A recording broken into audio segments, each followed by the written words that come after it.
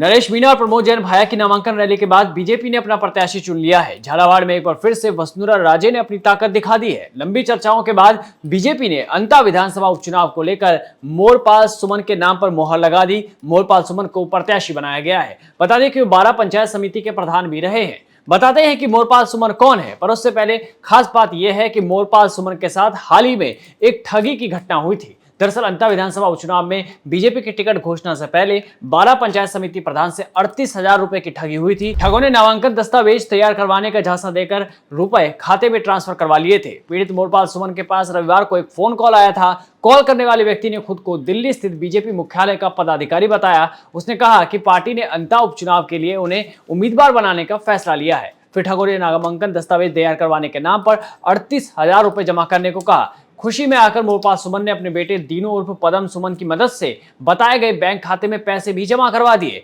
रुपए ट्रांसफर करने के थोड़ी देर बाद प्रधान मोरपाल सुमन बीजेपी जिलाध्यक्ष नरेश सिंह सिकवार से उन्होंने बातचीत की। बातचीत के दौरान उन्हें पता चला कि वो ऑनलाइन ठगी का शिकार हो गए हैं। खैर, इस मामले में पुलिस और साइबर टीम मामले की जांच में जुटी हुई है। वहीं मोरपाल की बात करें तो स्थानीय होने के साथ ही लो प्रोफाइल के नेता माने जाते हैं। इसके अलावा वे जातिगत समीकरण में भी पूरी तरह से फिट बैठते हैं। हालांकि सीट पर प्रभुलाल सैनी भी टिकट के दावेदारों में से एक थे। मोरपाल सुमन भी सैनी समाज से हैं।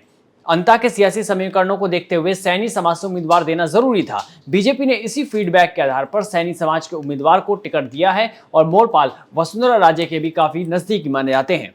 राजनीतिक विश्लेषकों की माने तो अंता विधानसभा क्षेत्र में सबसे ज्यादा मतदाता सैनी समाज के माने जाते हैं। इनकी संख्या करीब 45,000 है। दूसरे नंबर पर मीणा समाज के वोटर आते हैं। उनकी संख्या करीब 35,000 मानी जाती है। इन दो समाजों के बाद तीसरे नंबर पर धाकड़ समाज आता है। इस समाज के वोटों की संख्या तकरीबन 28,000 बताई जाती है। इसके बाद 18,000 वोट मुस्लिम समुदाय से, 14,000 गुज्जर समाज से और 15,000 ब्राह्मण समाज के वोटर हैं।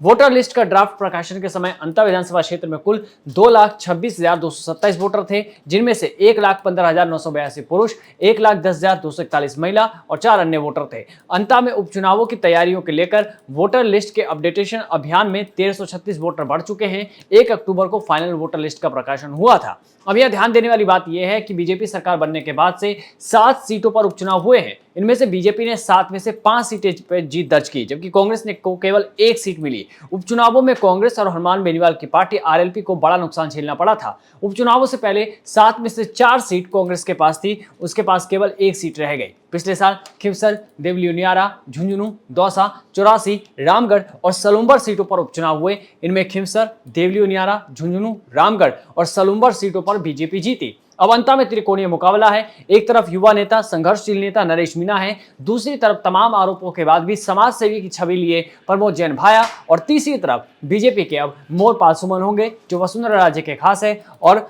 एक लो प्रोफाइल होने के कारण उनकी छवि भी साफ सुथरी है। कुल मिलाकर ये चुनाव रोमांचक होगा।